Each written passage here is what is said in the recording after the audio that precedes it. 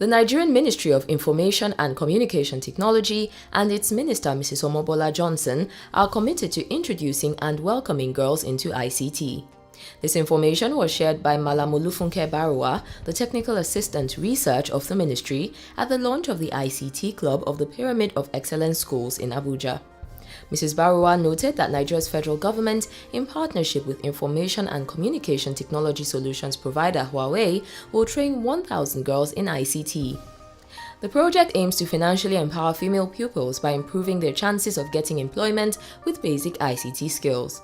According to Mrs. Baruwa, the initiative, tagged Huawei 1000 MCT/Girls ICT Training Program, is the brainchild of the Federal Ministry of Communication Technology.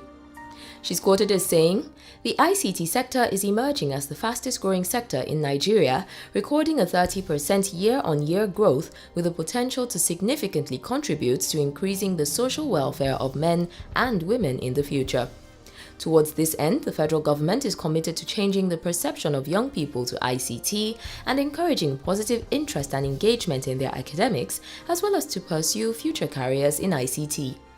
She also explained that the project cuts across both girls and women as a start to leveling the gender imbalance in the sector, which is still largely seen as a mostly male field.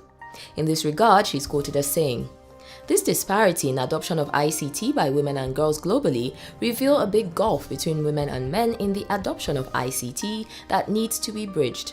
It is our hope that the effective implementation of these initiatives in schools across the country will go a long way in removing the barriers that discourage girls from embracing careers in ICT."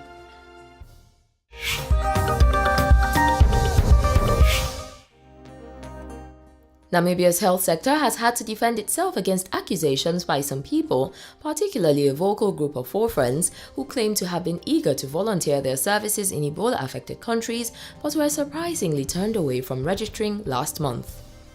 29-year-old Benson Ndaningina, one of the disappointed applicants, said, contrary to what some people were insinuating about some volunteers going in just for the money, he has no such illegal motives. He's quoted as saying, "I see fellow Africans dying and in need of help, and that is the reason I wanted to volunteer. I don't even know how much people will be paid. I just wanted to go and help. It is very disturbing for me to see people dying, and we just look at the situation like it is not our problem."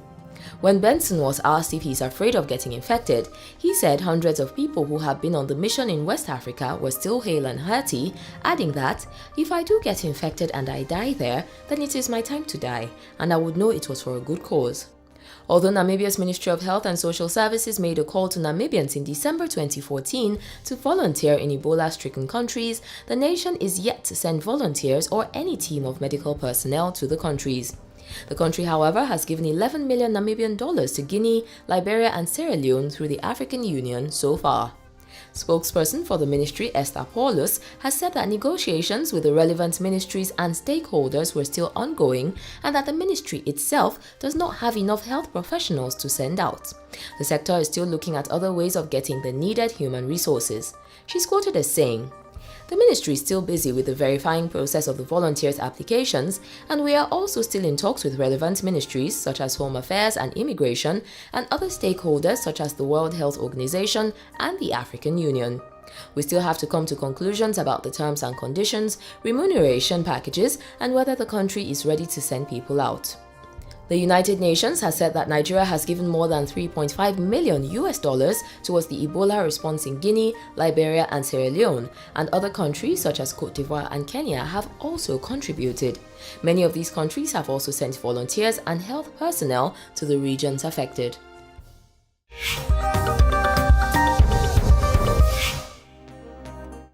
And a new statue of Walter and Albertina Sisulu, which was put up at the Parliament building prior to President Zuma's State of the Union address last week, is drawing everyone's attention. While workers put finishing touches to the new statue, some people, mostly photographers and members of the media, thronged the entry to take pictures of the colorful bronze statue of Mr. and Mrs. Sisulu holding hands and waving. The sculpture was created by sculptor Tanya Lee, who is quoted as saying, "This sculpture is a very emotional one for me because it has a deeper message of unity. It is the greatest love story."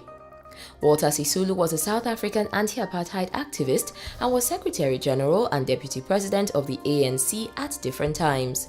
He was jailed at Robben Island and served more than 25 years imprisonment alongside Nelson Mandela.